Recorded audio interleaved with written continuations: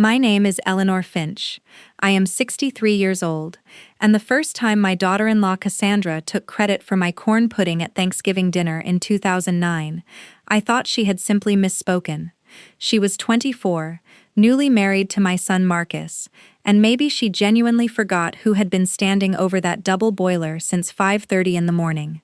That was 15 years ago, by the time I stopped counting, by the time I finally sat down one Tuesday night in November and went through every single record I had kept in a fireproof accordion folder under my sewing table, the total came to $214,318.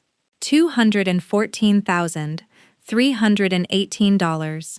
Not approximately, not roughly, not somewhere around. I am a retired municipal bonds auditor for the city of Richmond. I do not approximate. I should tell you how I noticed. Not how I felt, how I noticed. The night of Cassandra's garden party, the one she threw to celebrate the completion of their back patio renovation, I was standing near the drink station arranging lemon slices on a cutting board because no one had asked me to do anything else. The tiki torches were citronella, but the ratio was wrong. Too much fragrance oil, not enough base. I could smell it the way I used to smell a misallocated line item in a 30-page bond prospectus. Something mixed incorrectly. Something intended to cover something else. I didn't move. My hands stayed on the cutting board. My left thumb was pressing into the rind of a lemon half, and I could feel the acid finding a paper cut I didn't know I had. I was already counting. I was running the numbers on 15 years of Christmases, birthdays, renovations, tuition payments, and grocery runs that were never mine to fund.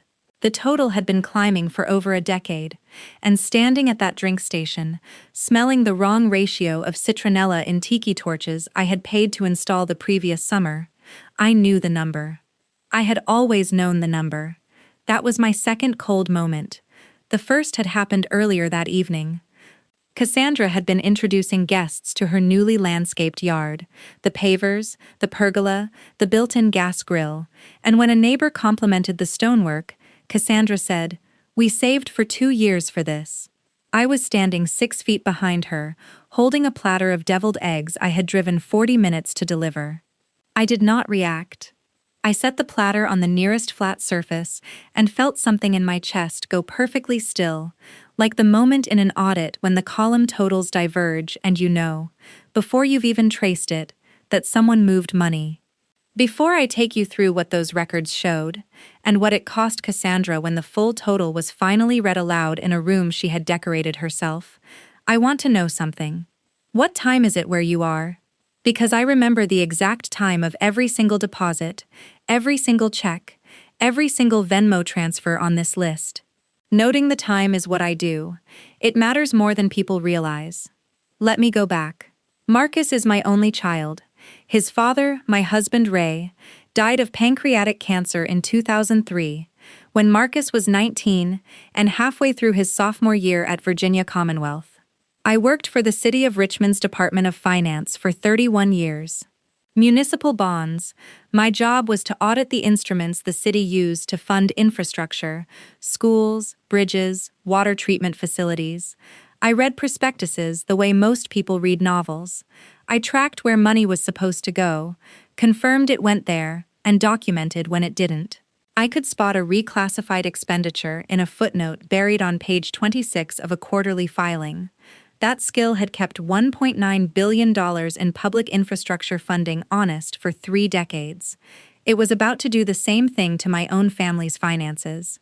After Ray died, I made Marcus a promise. I told him I would make sure he never had to choose between his education and his future because of money. I paid off his remaining tuition. I bought him a used Honda Civic so he could commute to an internship. I co-signed his first apartment lease. When he graduated and got a job at a logistics company, I thought the financial scaffolding was over.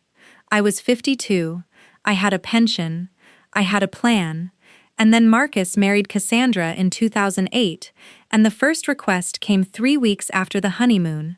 The first time it was $600. Cassandra's car needed a catalytic converter replacement, and their joint account was short. Marcus called me on a Thursday evening and said, Mom, Cass is embarrassed to ask, but would you be able to help with the car repair? We'll pay you back after my bonus. I transferred the money that night.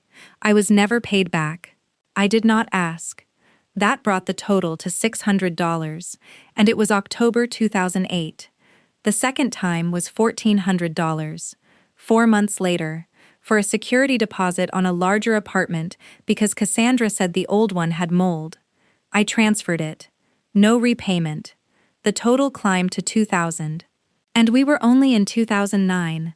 The third time was the Thanksgiving corn pudding year. Cassandra hosted for the first time. She called me 3 weeks before the holiday and asked me to prepare 4 dishes, buy the table linens, and contribute $500 toward the turkey and extras. I did all of it. I drove the food over in disposable aluminum trays. When Cassandra's mother complimented the corn pudding, Cassandra smiled and said, "Thank you. I used a recipe I found online." I was sitting right there. My hands were in my lap. I felt the seams of my napkin between my fingers and pressed them flat, one crease at a time. The irony was that I had spent my entire career catching other people's misallocated credits, finding the footnote where someone had quietly moved the origin of a contribution so it looked like their own. Turns out I'd been living inside one of those footnotes for years. The attribution had been moved. And I had watched it happen, and called it family. The pattern accelerated. In 2011, it was $3,000 for a down payment assist on a car Cassandra chose, without consulting Marcus. In 2013, it was $8,000 toward their first house closing costs.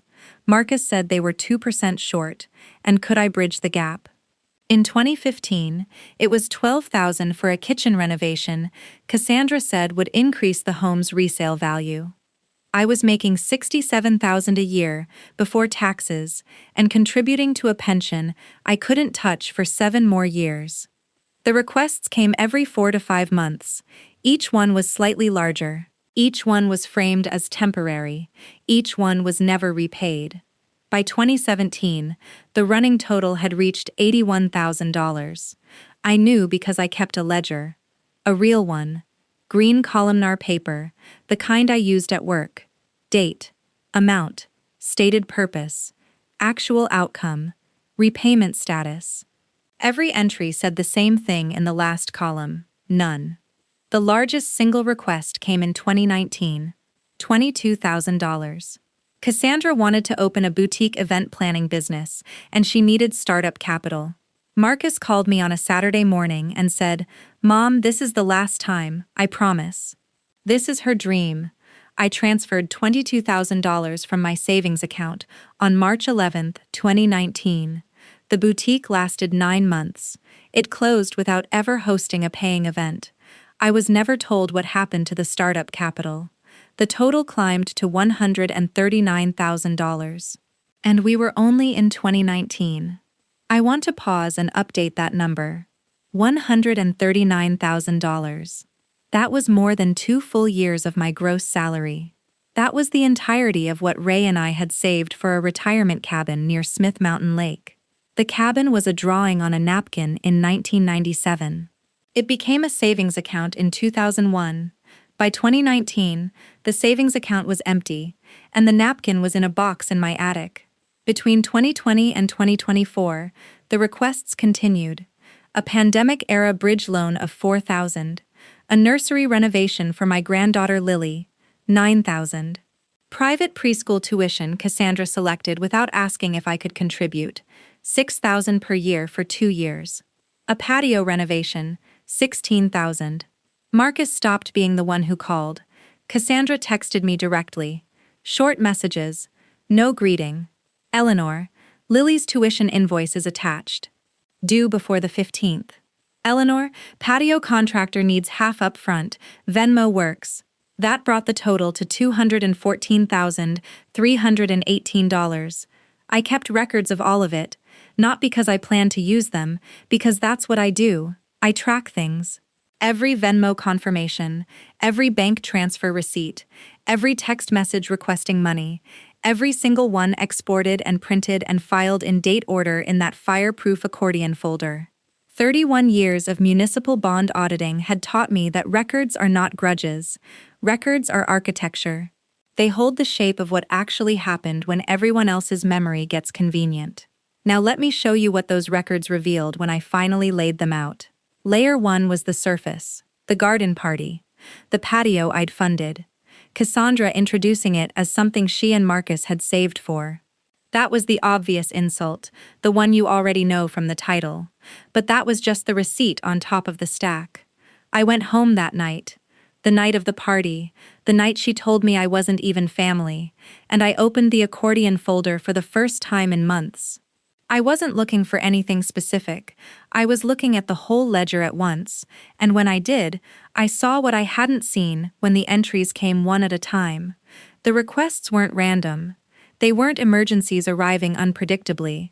They were scheduled, every 4 to 5 months, increasing by a consistent 15 to 20% each cycle. The amounts were calibrated. Someone had figured out the maximum I would agree to without pushing back, and then nudged it upward each time by just enough to stay below my threshold. That was layer 2. The requests were not spontaneous. They were engineered. I started pulling bank statements going back to 2012, the year I had switched to online banking and could access archived records. I cross-referenced my transfer dates against Marcus and Cassandra's social media posts, which Cassandra kept meticulously public. On March 15, 2019, 4 days after I transferred $22,000 for the boutique startup, Cassandra posted a photo from a resort in Cancun. The caption said, "Birthday trip, we deserve this." I checked the airline. I checked the resort's published rates for that week. The trip cost approximately $6,000. I checked the boutique's business registration. It was filed on April 2, 2019, 3 weeks after the money was transferred and after the vacation. The startup capital funded the vacation first. The business was an afterthought, if it was ever a thought at all. I went further back. In 2015, the $12,000 for the kitchen renovation, I pulled the contractor invoice Cassandra had forwarded me as justification. The invoice listed a company called Premier Stone and Tile, LLC. I called the Henrico County Business License Office. Premier Stone and Tile's license had expired in 2013 and was never renewed. The invoice was formatted on a template available on a free invoicing website. The phone number on the invoice was disconnected. I called the actual contractor who had done the work. His name was on Marcus's homeowner's insurance claim for a separate repair. The kitchen renovation had cost $7,200. I had sent $12,000. That was layer 3. This was not a new pattern. It was the same mechanism, running for years. Fabricated or inflated invoices, real costs absorbed, surplus redirected. Then I found the thing the total didn't account for. I requested my own credit report. I hadn't checked it since refinancing my home in 2016. There were 2 credit cards I had never opened. One had a $6,000 balance, the other had $11,000. Both were opened in 2020, during the pandemic, when I had given Cassandra my social security number to add me as an emergency contact on Lily's pediatrician forms. The billing addresses on both cards were Cassandra and Marcus's home address. The payments were being made, minimum only, from an account I didn't recognize. I called the issuing bank. The account holder's name on the authorized user file was Eleanor Finch. The account had been opened online. The security questions used my mother's maiden name, which Cassandra knew because she had helped me set up my home internet in 2018. That brought the real total, including the unauthorized credit, to $231,000. Layer 4, the thing underneath everything. It wasn't just that she had been taking money I offered. She had opened lines of credit in my name without my knowledge. The entire financial history of our family was a forged document, and I had been the paper it was written on. I spent 3 weeks verifying every piece of evidence. I printed the credit card statements. I printed the archived invoices. I printed the contractor records and the county business license search results. I printed the Cancun resort post with its timestamp. I printed every Venmo request with its date and amount. I ordered a full credit report and had the fraud department flag both unauthorized accounts. I put it all in a new binder, not the accordion folder, a 3-ring binder, tabbed, indexed, 94 pages, the same format I had used for municipal bond audit reports for 31 years. I'm going to take you through what happened next, but first, tell me where you are right now. Drop it below. I want to know how many people are watching someone finally read the numbers out loud. Cassandra threw a Christmas party that December. Her house, the house whose closing costs I had partially funded, the kitchen I had been overcharged for, the patio I had paid to build. She had 40 guests, a catered buffet, a 12-foot Douglas fir with coordinated ornaments. She had posted the invitation on social media, calling it our annual family gathering, in a font that probably cost more than my monthly electric bill. I arrived at 6:15. I wore a gray wool dress I'd owned for 9 years. I carried a gift bag for Lily and the binder in a canvas tote. Cassandra greeted me at the door with a glass of Prosecco and said, "Eleanor, the dessert table needs arranging.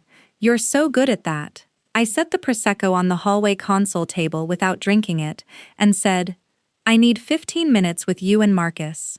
"In the study." She laughed. A short, social laugh, the kind meant for nearby guests.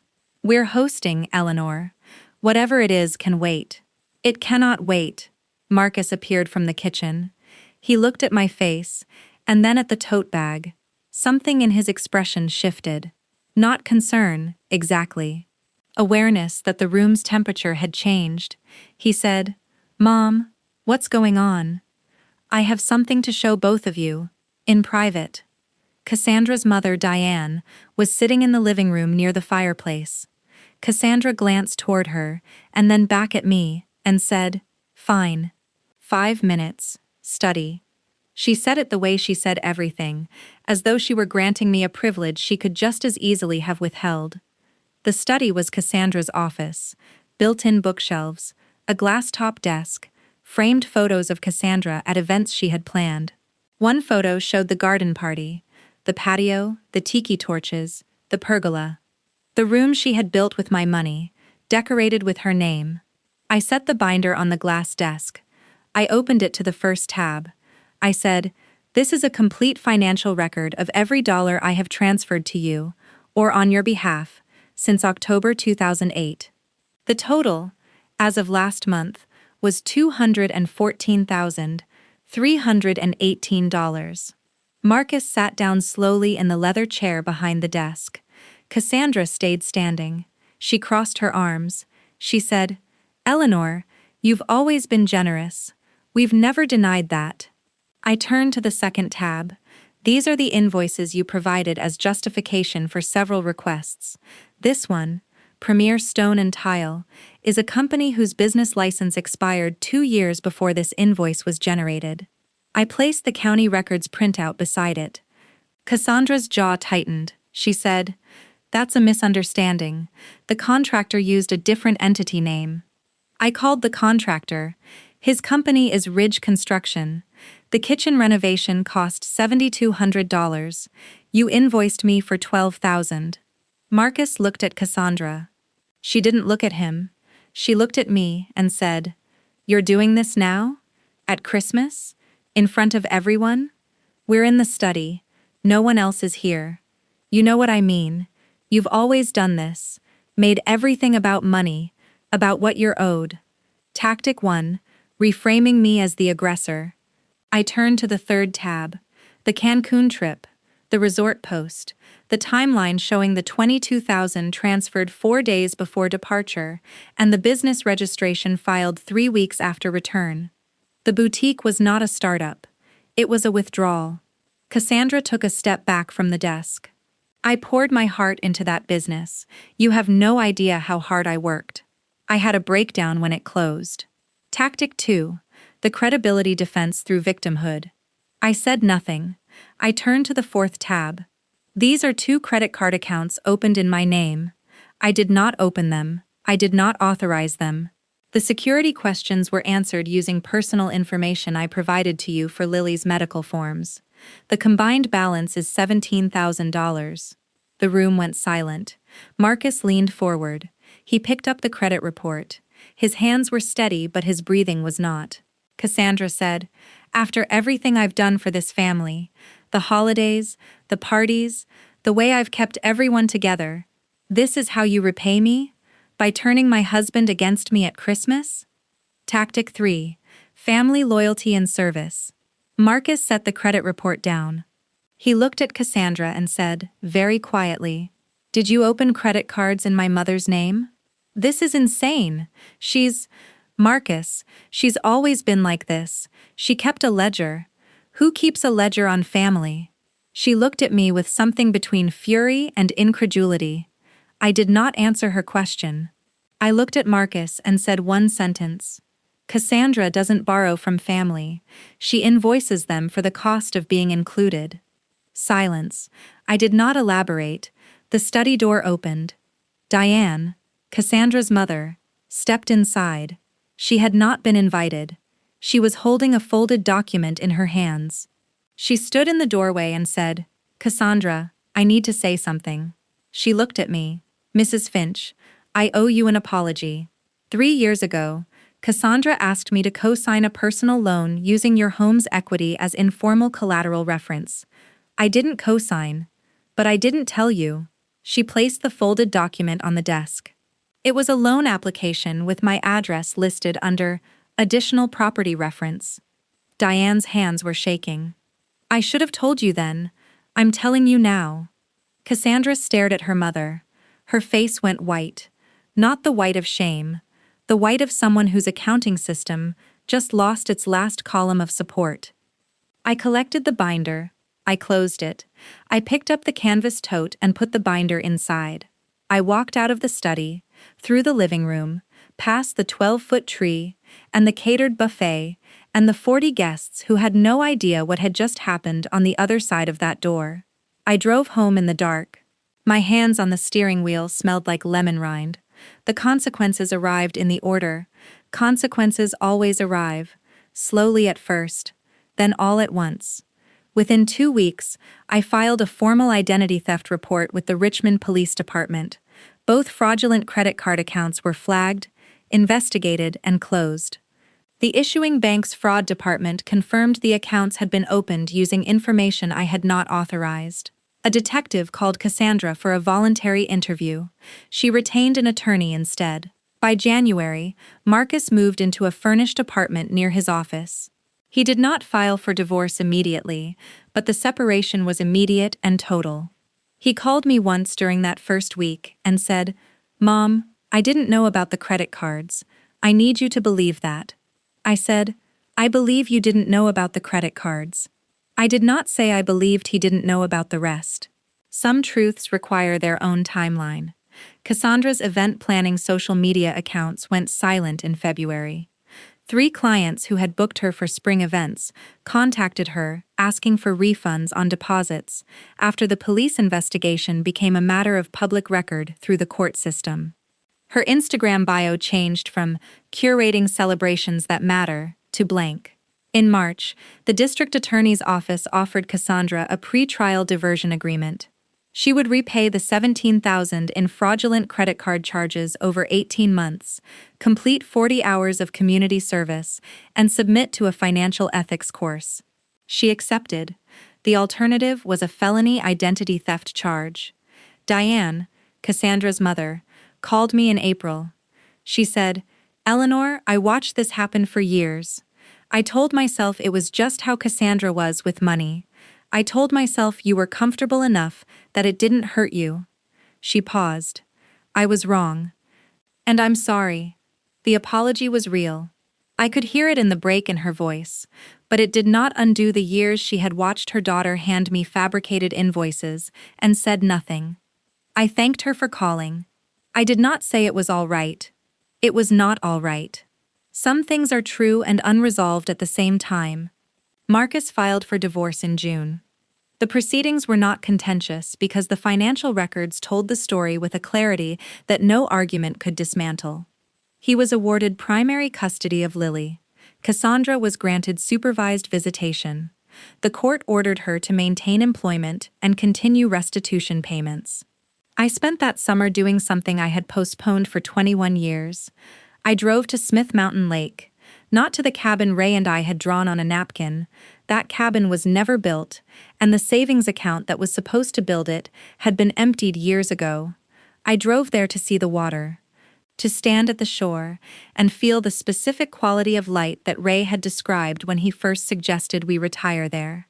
I found a real estate office. I spoke to an agent. I was not ready to buy anything, but I picked up a listing sheet for a 2-bedroom cottage with a porch facing east. I folded it and put it in my purse. It cost $189,000, less than what had been taken from me, more than I currently had, but the number was real, and it belonged to no one else.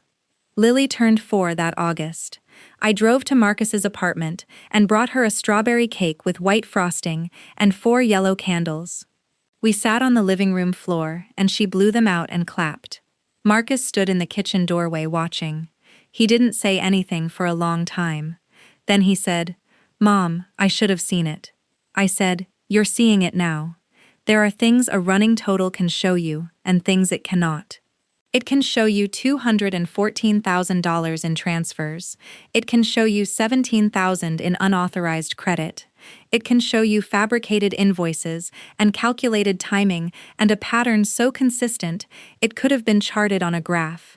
What a total cannot show you is what those numbers weighed.